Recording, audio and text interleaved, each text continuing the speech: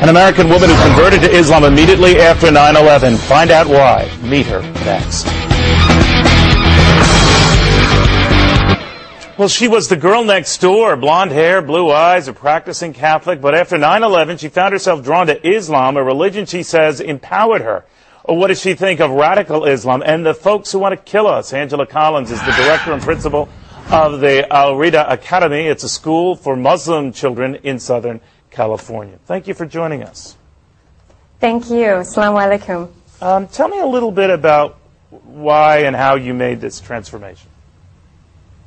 I traveled a lot abroad across the world. I went to India and through the Middle East and met Muslims everywhere.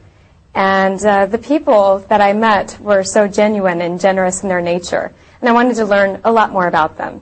So I came back to the States, I met Muslims here, and they became my friends. And then 9/11 happened, and our entire country pointed their finger. They blamed Muslims, of course.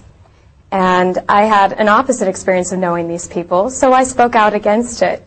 But then, of course, I'm challenged, and people want to know what Islam really teaches, and I didn't have that knowledge. So what I did is I picked up a Quran, and I started reading, of course thinking, here's a book that discriminates against women, does not give them their equal rights, is not fair and divided. But I found exactly the opposite after reading the direct source and the direct word of God. And after that, I took my Shahada and I converted to Islam.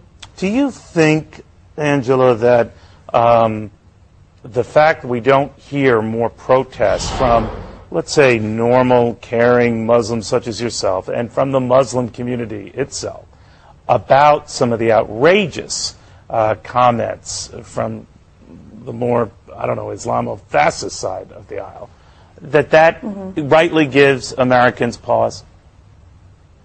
I do blame ourselves for not being out in the media more. Definitely we need to get out there. However, when we do stand in protest, for instance, in front of the federal building in Westwood, they turn off all the lights, and we get a counter-protest on the other side, and traffic builds up.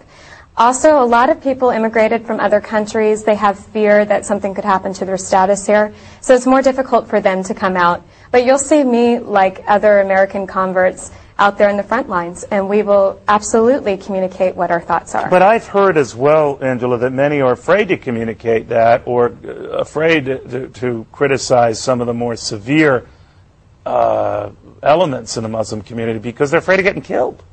Is that true? I haven't heard that. I think the only thing that I've heard is people are afraid of losing their status here in America.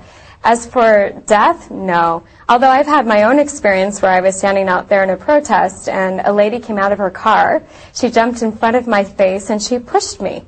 Of course, I didn't push her back, and she was older. She was maybe in her 50s, and she was Israeli and very upset. I just figured she was responding with her emotions, but I didn't react. But you know, we're showing a picture of you, Angela, before you made this transformation and became a practicing Muslim. And a lot of young women who would be looking at you now versus then would say, all right, she's covered herself up. She seems to have given away a lot of herself for a religion we don't understand and somehow seems detrimental to women. You're saying that's not the case? No, absolutely not. I'm not sure which picture is being shown of me, but I'm sure I'm giving up a lot more of myself than now. How does your family feel about this? My family, at first it was difficult, but now they're extremely supportive. We have conversations. We talk about terrorism all the time. I remind them that, Catholic, hey, right, that's Angela? a story. Have any of them? Yeah, have they're any Catholic, of them become Irish Muslim? Catholic. No, they haven't. Okay. No. Angela, thank you for joining us in Irvine, California. Angela Collins. Thank you.